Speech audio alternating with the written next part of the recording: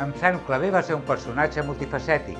Va revolucionar el món de la música al fundar societats corals obreres que van promoure la cultura i la solidaritat entre els treballadors. Està considerat com el pare del moviment coral. Aquesta és la història. En 1842, Espanya es trobava capficada en un període de gran tensió. Les conseqüències de la Primera Guerra Carlina encara eren evidents, i la regent Maria Cristina de Borbón va ser destituïda i substituïda com a regent pel general Espartero. Barcelona, ciutat amb una forta tradició industrial i obrera, es va convertir en el centre del descontent, especialment després de la notícia d'un tractat de lliure comerç amb el Regne Unit, que reduïa els arancels per als tèxtils anglesos. Això amenaçava seriosament el monopoli de la indústria tèxtil catalana, provocant una gran oposició. Els treballadors es sentien mal pagats i temien que les noves màquines de vapor els traguessin els treballs. La crispació era més que evident. El 13 de novembre de 1842, un incident al Portal de l'Àngel relacionat amb el pagament d'impostos desencadenà una revolta. Es van alçar barricades i la milícia urbana, la policia de l'època, es va unir al motí. Tot i els intents de les autoritats per dominar la situació, la força del poble els obligà a refugiar-se al castell de Montjuïc i a la Ciutadella. Aquest conflicte va marcar una victòria simbòlica per als sublevats, que van exigir la dimissió del govern i la convocatòria d'acords constituents. El 3 de desembre de 1842, Espartero bombardejà Barcelona des de Montjuïc. Va controlar la revolta amb detencions massives i condemnar a mort rebels com Anselm Clavé, pena després commutada a presó. Després de ser indultat, es va centrar en una idea que havia estat considerant: crear una societat coral obrera per fomentar la unió, solidaritat i germanor entre els treballadors. Fer-los protagonistes, una cosa reservada només a les classes altes. El 1845 es va materialitzar la Societat Musical L'Aurora, una modesta rondalla instrumental de 20 treballadors. El 1850, Clavé va fundar la primera coral de l'Estat. La fraternitat, composada inicialment per 40 cantaires republicans d'inspiració cabatiana del barri de la Barceloneta. El seu èxit va ser extraordinari i en poc temps va aconseguir reunir a més de 1.000 membres. Tot barceloní volia acostar-se als jardins de la Nimfa del Passeig de Gràcia per gaudir dels balls coreografiats. La coral republicana tenia tanta fama que les autoritats van començar a imposar restriccions a les seves actuacions, argumentant que els balls promovien la ganduleria i que la classe obrera havia de dedicar-se al treball. A més, al·legaven que les aglomeracions de gent congregada posaven en perill l'ordre públic i que la societat no complia amb la legislació vigent en negar-se a pagar el cànon del 10% de la recaptació dels seus espectacles. Al final van ser prohibits. Per contrarrestar el protagonisme dels cors de Clavé, l'Ajuntament va promoure la creació de l'Orfeó Barcelonès, una entitat amb un enfocament més elitista i sense connotacions polítiques, seguint el model dels orfeons francesos. Tan aviat com va poder, Clavé va traslladar les seves actuacions als Camps Elisis, un parc inaugurat recentment al nascent Passeig de Gràcia, que oferia una varietat d'atraccions, jardins i una gran muntanya russa, la primera d'Espanya.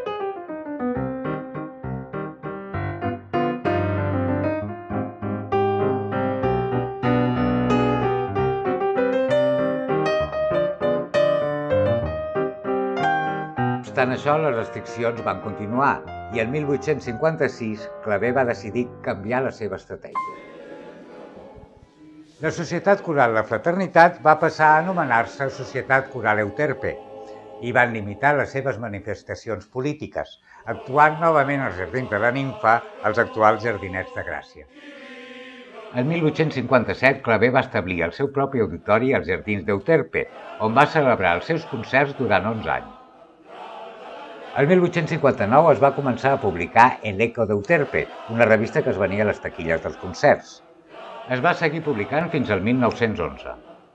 Conscient que necessitava renovar el repertori, Clavé va reorientar el seu estil musical, abandonant parcialment la influència italiana a favor de la música de Wagner i cantant en català les cançons i rondalles populars. Entre 1861 i 1864, els seus festivals corals van reunir cors de tota Catalunya, amb centenars, fins i tot milers d'obrers participant. Cantaven junts, units per la música i la cultura popular. Per coordinar les noves corals, el 1860 va fundar la Federació Euterpense de Cors del Claver i en 1864 l'Associació Euterpense, que va agrupar 85 entitats.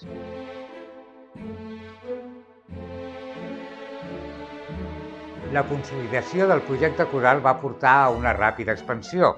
Vinaròs, Mallorca, Saragossa, Sevilla, Madrid, Habana, Cienfuegos, Matanzas. La febre constructora que inundava Barcelona no va perdonar els jardins d'Euterpe. Els terrenys foren adquirits per Evarist Arnús, qui va enderrocar els jardins per construir habitatges i comerços. Claver va continuar organitzant grans festivals amb milers d'obrers que es van convertir en un símbol d'unitat i resistència cultural. Va ser reclamat a Madrid, on va tenir un gran èxit.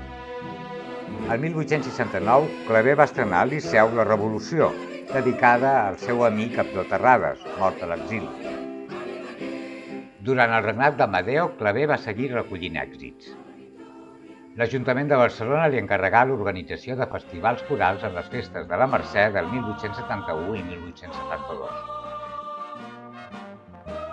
La seva versió de la Marsellesa, estrenada al Teatre Novedades, causà tal sensació que des d'aleshores totes les corals la integraren en els seus espectacles.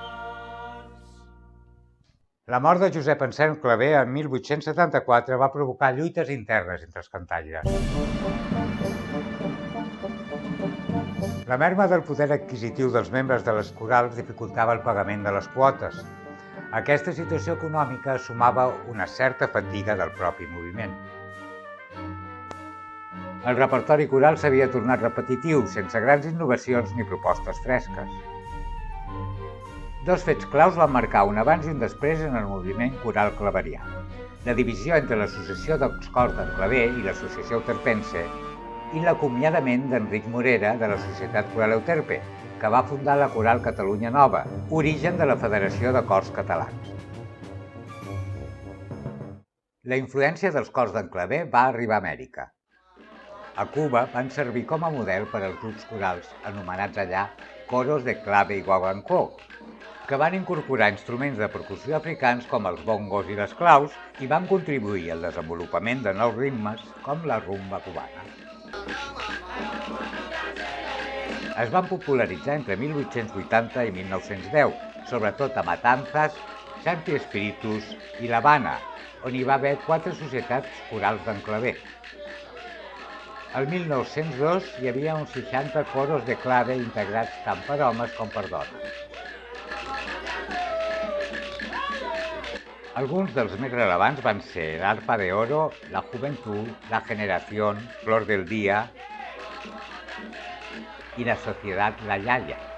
Molts d'ells han arribat fins als nostres dies. Després de la Guerra Civil Espanyola, els cors d'en Claver foren mal vistos pel règim franquista. No obstant això, gràcies al compromís dels seus membres, els cors d'en Claver no només van aconseguir sobreviure, sinó que també es van transformar i van ressorgir amb força a la segona meitat del segle XX. El 1952, sota un context polític encara hostil, es reconstituí la Federació de Cors de Claver. Obligats a adaptar el seu discurs i les seves activitats a les noves condicions, els cors abandonaren temporalment el seu tradicional compromís amb el catalanisme i acceptaren la presència de membres del règim franquista a les seves files. Aquesta decisió, encara que difícil, es va permetre mantenir viva la flama de la música coral i preservar el seu llegat cultural. Un punt d'inflexió arribà al 1971 amb la inauguració del Casal dels Cors de Claver, que inicià una etapa de transformació i renovació. Donaren un pas important a l'acceptar la presència de veus femenines i la creació de cors mixtos. A més, es van embarcar en una sèrie d'iniciatives culturals i socials amb l'objectiu de promoure la música coral i acostar-la a un públic més ampli. La seva trajectòria els ha valgut el reconeixement de la societat catalana, rebent importants premis i guardons, com la Creu de Sant Jordi i la Medalla Ciutat de Barcelona. Avui en dia, l'Associació dels Cors d'en Claver continua transmetent la seva passió a les noves generacions. El 24 de febrer de 2024 s'han commemorat els 150 anys de la seva mort i el 21 d'abril el bicentenari del seu naixement. Recorda que tenim més capítols dedicats al polifacètic Marcel Claver i a la Barcelona del seu temps.